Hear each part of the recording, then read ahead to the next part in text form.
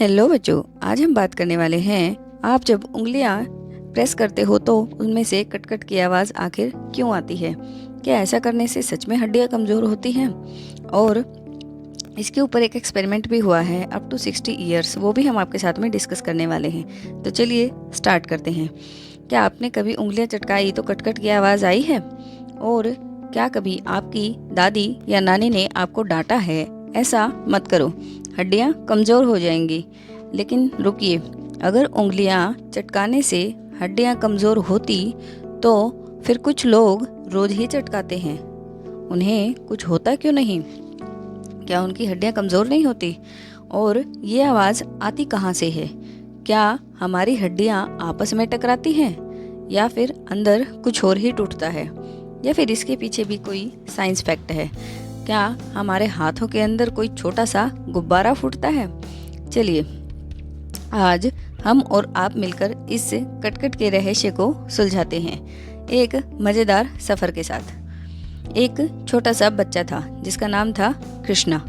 कृष्णा बहुत ही जिज्ञासु बच्चा था, हर चीज़ के पीछे क्यों पूछता था। और एक दिन वह बैठा बैठा अपनी उंगलियां चटका रहा था, कट कट कट कट। तभी उसकी दादी ने दूर से आवाज़ लगाई, बेटा ऐसा मत करो, आपकी हड्डियां ऐसा करने से कमज़ोर हो जाएंगी। तब कृष्णा ने सोचा और दिमाग लगाया कि क्या सच में ऐसा करने से हड्डियां कमज़ोर हो जाएंगी। उसके दिमाग में सवालों की मानो बारिश ही शुरू हो गई। तब वह सोचने लगा, अगर ऐसा सच में है तो ये आवाज़ आती ही क्यों है। वह भागा अपने दोस्त गोलू के पास। कृष्णा, गोलू तू उंगलियां चटकाता है? गोलू ने बोला, हाँ देख, कट कट। कृष्णा, तेरी हड्डियां कमज़ोर हुई? गोलू ने कहा, नहीं तो, मैं तो रोज़ खेलता हूँ। अब कृष्णा और भी ज़्यादा कंफ्यूज्ड हो गया, क्योंकि दादी ने तो बोला था कि ऐसा करने से हड्डियां सच में कमज़ोर होती हैं। तब कृष्णा जादुई साइंस टीचर की एंट्री।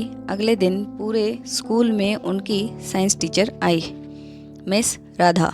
कृष्णा ने तुरंत हाथ उठाया, मैम, उंगलियां चटकाने से हड्डियां कमज़ोर होती हैं क्या? तब पूरी क्लास चुप सी हो गई, सबको जवाब चाहिए था।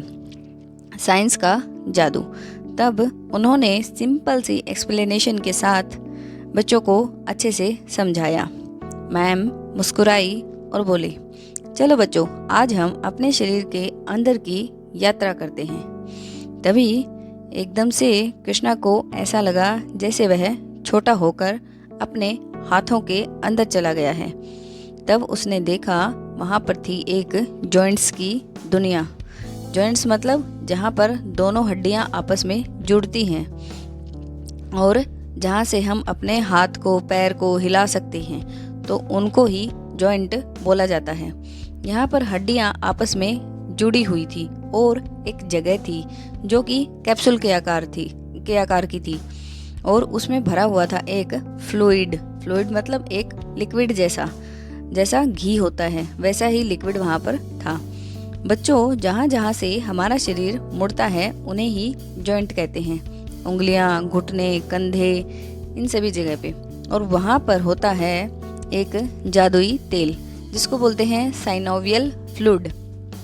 कृष्णा ने देखा कि हड्डियाँ एक कैप्सूल जैसे थैले के अंदर थी, उसके अंदर एक चिकना सा लिक्विड था।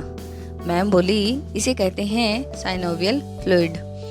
यह बिल्कुल तेल या फिर ग्रीस के जैसा होता है। यह हमारी हड्डियों को स्मूदी चलाने में मदद करता है और हम आसानी से घूम फिर पाते हैं। तब कृष्णा बोला, ओ, इसलिए दादी कहती है कि घुटनों का ग्रीस खत्म हो गया। कट कट की असली कहानी आखिर है क्या? तब उसका एक सबसे मज़ेदार हिस्सा आया। मैम बोली, इस फ्लूइड के अंदर छोटे छोटे गैस के बुलबुले भी होते हैं, खासकर कार्बन डाइऑक्साइड के। कार्बन डाइऑक्साइड, हाँ, वही गैस जिसको हम सांस को छोड़ते हैं तो हमारे नाक से निकलती है कार्बन डाइऑक्साइड।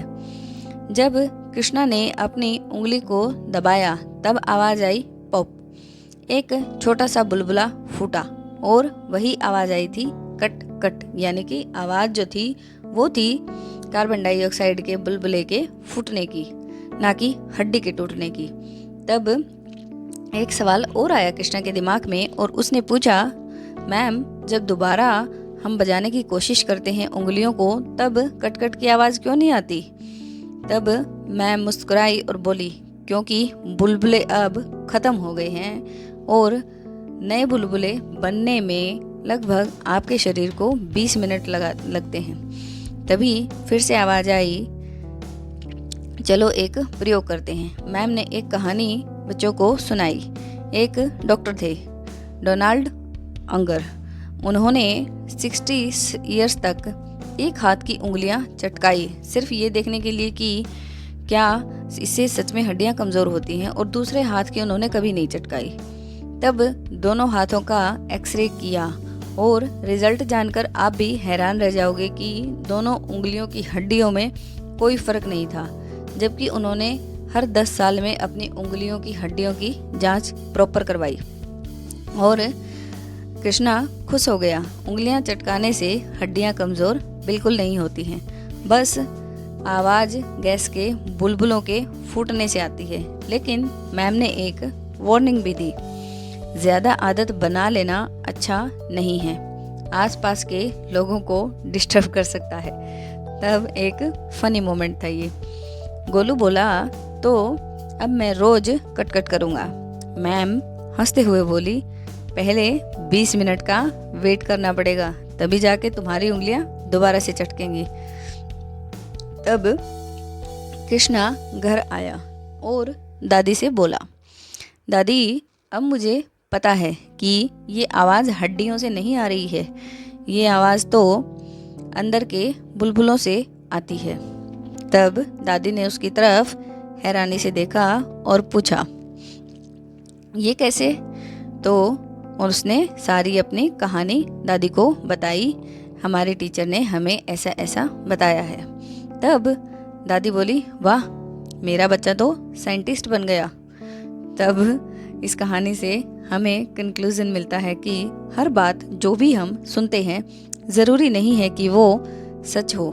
हमें सवाल ज़रूर पूछना चाहिए और सही जवाब भी ढूंढना चाहिए, क्योंकि जिज्ञासा ही हमें समझदार बनाती है।